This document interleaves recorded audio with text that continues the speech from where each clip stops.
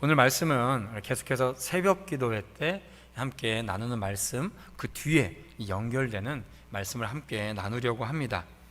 이제 아비멜렉이 죽은 이후에 오늘 새벽에 이제 두 명의 사사가 기록되어 있죠.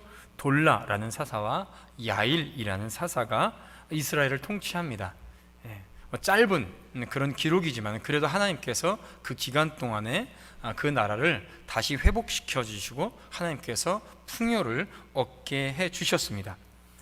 그 통치 기간의 평화를 누린 이스라엘은 여호수아가 가나안 땅에 정착한 이후에 여호수아가 죽은 이후 지금까지 그래왔듯이 두 사사가 죽자 또다시 하나님께 범죄합니다.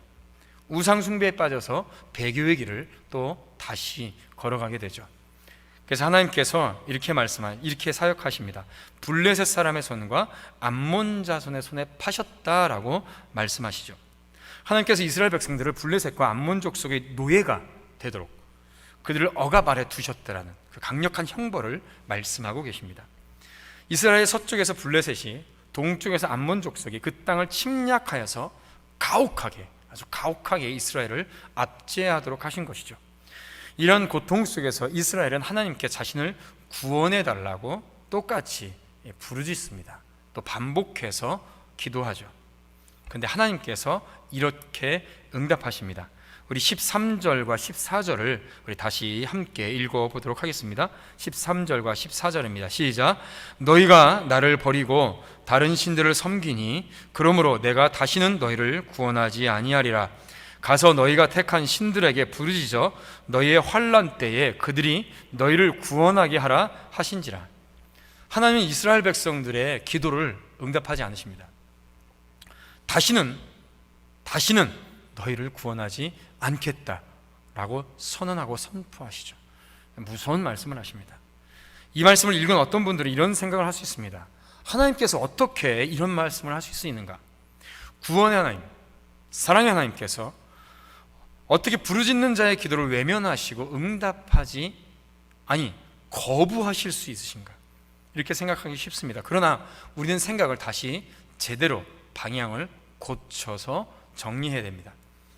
그 생각을 우리는 바꿔야 돼요.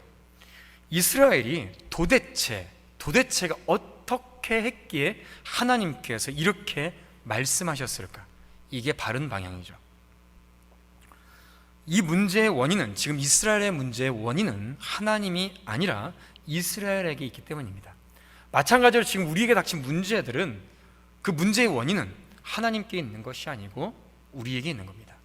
이 나라에 닥친 문제는 하나님께 그 원인이 있는 게 아니라 우리에게 있는 겁니다.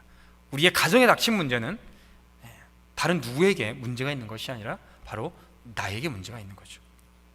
6절에 이렇게 말씀하십니다. 이스라엘 자손이 다시 여호와의 목전에 악을 행하여 바알들과 아스다롯과 아람의 신들과 시돈의 신들과 모압의 신들과 암몬 자손의 신들과 블레셋 사람들의 신들을 섬기고 여호와를 버리고 그를 섬기지 아니하므로. 사랑하는 성도 여러분, 구원은 오직 여호와 하나님께만 있음을 믿습니다. 믿으십니까? 그렇습니다. 구원하시는 분은 여호와 하나님 한 분이십니다. 애굽의 노예로 있던 자들을 해방시키시고 구원하시는 분은 하나님이십니다. 모든 대적에서 승리하게 하신 분도 하나님이시죠. 고난과 역경, 질병과 전쟁, 모든 난관의 구렁텅이 속에서 그 모든 문제 해결을 해결하시고 구원하시고 인도하시고 이끄신 분은 오직 한 분, 하나님 한 분밖에 안 계십니다. 그러나 그 구원의 하나님, 진실도 평화의 하나님, 은혜의 하나님을 이스라엘이 먼저 버렸습니다. 하나님이 버린 것이 아니고 문제를 먼저 하나님께서 일으키신 게 아니라 이스라엘이 구원의 하나님을 먼저 버렸다는 것입니다. 하나님을 떠나 이방 민족들의 신을 섬기는 것이 아니라 모든 잡신들을, 신이란 신들은 모두 다 따르며 우상을 섬겼습니다. 그들의 형편이 나아졌나요?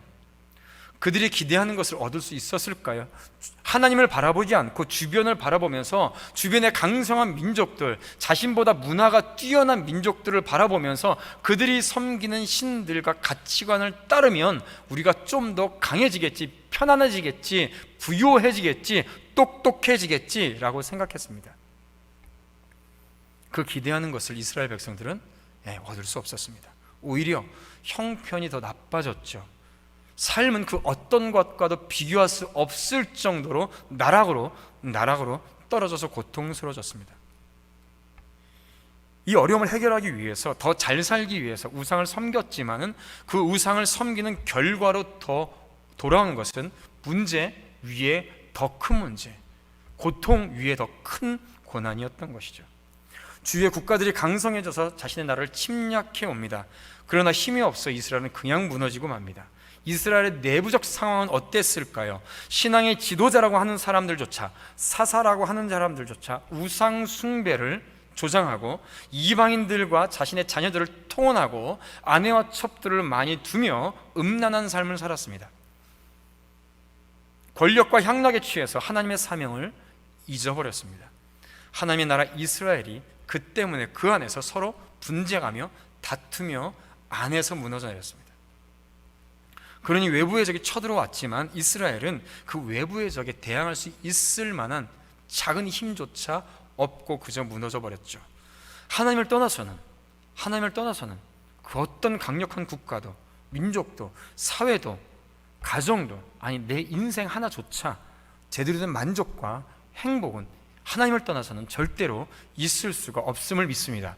오직 하나님 안에서만이 만족과 참된 행복이 있은 줄로 믿습니다. 이 모든 고난은 하나님의 은혜를, 그 구원의 은혜를 잊어버린 이스라엘 민족의 죄입니다. 그들의 죄의 결과죠. 10절과 11절 말씀에 보면 10절 말씀에 이스라엘 자손이 여호와께 부르짖어 이르되 우리가 우리 하나님을 버리고 바알들을 섬김으로 우리가 범죄하였나이다 라고 말을 하니 여호와께서 말씀하십니다. 이스라엘 자손에게 이르시되 내가 여호와 하나님께서 애굽 사람과 아모리 사람, 암몬 사람, 블레셋 사람에게서 너희를 구원하지 아니하였느냐. 또 시돈 사람, 아말렉 사람, 마온 사람, 여기 마온 사람은 미디안 사람을 얘기합니다. 마온 사람이 너희를 압제할 때에 너희가 내게 부르짖음으로 내가 너희를 그들의 손에서 구원하였거늘. 누가 구원자냐? 누가 너희들의 문제를 해결해 줬냐? 누가 너희의 고통 속에서 그 고통이 기쁨이 되게 하였느냐? 그 슬픔이 변하여 기쁨이 되게 한 자가 누구냐? 봐라! 여호와 하나님밖에 없다라는 거죠. 노예였던, 짐승과도 같은 삶을 살았던 이스라엘 백성들을 하나님께서 구원해 주셨습니다. 광야를 지나면서 많은 대적들이 있었죠. 아모리가 있었고 암논, 또 아말렉 군들이 있었습니다. 그들을 하나님께서 모든 대적을 이기게 하셨습니다. 가나안 땅에 많은 그런 침략자들이 있었죠. 암몬, 블레셋, 시돈, 미디안. 하나님께서 하나님의 사람들을 일으켜 세워주셔서 하나님께서 싸우셔서 구원해 주셨습니다. 이스라엘이 싸운 적이 없습니다. 하나님께서 앞서서 싸우셨습니다. 그런데 이스라엘이 하나님을 버리고 우상 숭배에 빠진 것은, 그 이유는 하나님의 구원의 은혜를 망각했기 때문에 그들은 우상 숭배에 빠졌던 겁니다. 하나님의 은혜에 감사하며 찬양하고 끊임없이 예배하며 하나님의 구원의 은혜를 선포하며 헌신의 삶으로 하나님의 구원의 은혜에 응답했어야 되는데 그들은 그러한 모습이 없었습니다. 하나님의 은혜에 대한 망각, 그 은혜에 대한 망각으로 인하여서 뻗쳐나오는 교만함, 그 결과로 나타나는 하나님의 백성 안에서의 분열, 결국 고난을 자초한 거죠. 우리도 마찬가지입니다. 우리 개인도 마찬가지고요, 우리 교회도 마찬가지고요, 가정도 마찬가지고요, 이 나라, 이 땅도 마찬가지입니다. 이 땅 한반도 역사에 4300년이 넘어가는 동안에 이 나라에 평화라는 단어는 없었습니다. 반만년 역사 속에서 자유라는 단어는 없었습니다. 내부적으로 이 땅의 사람들은, 우리는 극악한 신분제도 속에서 자유도 없이, 권리도 없이, 인권도 없이, 평안함도 없이 그저 노예처럼 살아갔던 반만년의 역사였습니다. 개인의 자유는 없었고요, 개인의 사유재산을 가질 수도 없었습니다. 가족을 지킬 수 있는 작은 능력조차도 가질 수 없도록 만들었던 5000년의 역사죠. 죽어도 누울 자리 한 평이 없어서 일반 우리 같은 백성들은 자신의 부모를 산에다 들에다가 내다 버려야만 했던 땅이 이 한반도 땅입니다. 걸핏하면 질병과 가난과 굶주림과 고통이 가득했던 것이죠. 그리고 외부적인 철저하게 5,000년 동안 중국의 속국이었습니다. 공물과 공녀와 공람들을 보내야만 했었습니다. 무려 5,000년 동안 중국에 조공을 바쳐야 되겠고, 황제와 그리고 중국의 사신이 원하면 우리의 딸들을 13살, 14살, 15살, 16살 어린 우리의 딸들을, 우리의 누이들을 중국 사신들에게, 중국 황제에게, 중국 내시들에게 갖다 바쳐야 됐습니다. 그리고 젊은 우리의 아들들은 중국의 내시로 보내야만 했죠. 환양년이란 말이 있죠. 무슨 뜻이죠? 원래는 환, 돌아오다, 향, 고향으로 돌아온 여자라는 뜻이죠. 공녀로, 특히 고려시대 때와 조선시대 때 이 공녀는 무지막지한 이 땅의 고통이었습니다. 작게는 100여 명에서부터 많게는 수천 명의 우리의 딸들이 중국으로 잡혀가야만 했습니다. 어떻게 우연 좋게, 운 좋게 어쩌다가 한두 명 돌아오면 욕을 하면서 집에 들여보내지 않았죠. 내 딸을 중국에 팔아넘겨서, 아비된 자가 딸을 팔아넘겨서, 남편 된 자가 자기 아내를 팔아넘겨서 평안하게 살았는데도 불구하고 그 여인들을 받아주지 않았던 나라입니다. 무식하고 비열한 나라. 얼마나 비겁합니까? 언제까지 그렇게 살았습니까? 조선이 망할 때까지, 대한제국이 망할 때까지 이 땅의 사람들은, 우리는 노예로 살았습니다. 그렇게 망한 나라인 이 땅을 하나님께서 동방의 예루살렘, 아시아의 선교국으로 삼기 위해서 전적인 하나님의 은혜로 그냥 선택해 주셨습니다. 하나님의 복음의 역사를 위해서 그냥 우리에게 은혜를 주셨어요. 선택해 주셨어요. 자유, 풍요, 번영을 우리에게 허락하셨습니다. 단 70년이라는 시간 동안에 지원받는 국가에서 지원해주는 국가가 된 유일한 사례, 가장 건강한 사례, 이것은 하나님의 사명을 감당하기 위해서 우리에게 주신 전적인 하나님의 기적의 은혜였죠. 이 나라는, 우리는, 한국 교회는 하나님의 전적인 그 은혜로 살고 있는 겁니다. 지금의 우리의 평화는 그 하나님의 은혜입니다. 우리가 한 것이 없습니다. 그런데 이 하나님의 은혜를 잊어버렸죠. 교만해졌습니다. 자기가 잘나서 된 줄 알고 하나님의 은혜를 잊어버리고 하나님께 영광 돌리지 않습니다. 자유의 복음과 이 땅을 위해서 헌신한 많은 사람들의 도움에 감사하지 않는 자들이 있습니다. 좀 잘 살게 되었다고, 좀 똑똑해졌다고 다 자기가 한 줄 압니다. 그러니까 그 마음속에 세상 것이 자리 잡죠. 하나님의 은혜를 거부하니 하나님의 은혜가 이 땅에서 떠나는 겁니다. 우리도 마찬가지입니다. 우리의 내 자신이 뭔가 하나님 앞에 드릴 만한 것이 있어서, 좋게 보일 만한 것이 있어서 우리가 구원받은 것이 아니죠. 하나님의 그냥 전적인 은혜, 하나님의 사랑의 선택하심, 너를 내 아들로, 내 딸로, 나의 자녀로 삼겠다라고 하시는 하나님의 전적인, 정말로 기적 같은 은혜로 저도 역시 이 자리에 서 있는 거죠.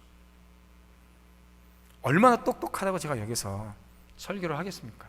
그냥 은혜인 거죠. 은혜. 모든 것이 하나님의 은혜.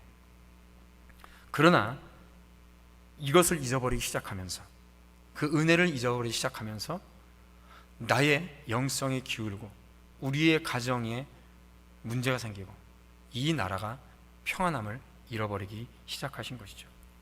이런 모습을 보시고 혹시라도 하나님께서 우리에게 내가 다시는 너희를 구원하지 아니하리라 라고 선포하게 되는 일이 없어야 될 것입니다. 그러기 위해서 우리가 기도하는 것입니다. 이스라엘은 하나님께서 한번 거부하셨는데 이스라엘은 다시 하나님께 회개하며 기도합니다. 우리 15절을 다 같이 한 목소리로 우리 기도하는 마음으로 함께 읽겠습니다. 15절입니다. 시작. 이스라엘 자손이 여호와께 여쭈되 우리가 범죄하였사오니 주께서 보시기에 좋은 대로 우리에게 행하시려니와 오직 주께 구하옵나니 오늘 우리를 건져내시옵소서 하고. 할렐루야. 아멘. 오늘 우리를 건져내시옵소서. 오늘 우리를 건져내시옵소서. 오늘 나를 건져내시옵소서. 오늘 우리의 자녀들을 건져내 주시옵소서. 이스라엘은 하나님의 거절에도 불구하고 다시 회개합니다. 자기가 가운데 있는 이방신들을 제거하고 하나님을 섬기기 시작하죠. 여기 16절, 자기 가운데 이방 신들을 제하여 버리고 여호와를 섬김에, 사사기에 나오는 가장 강력한 이스라엘의 회개입니다.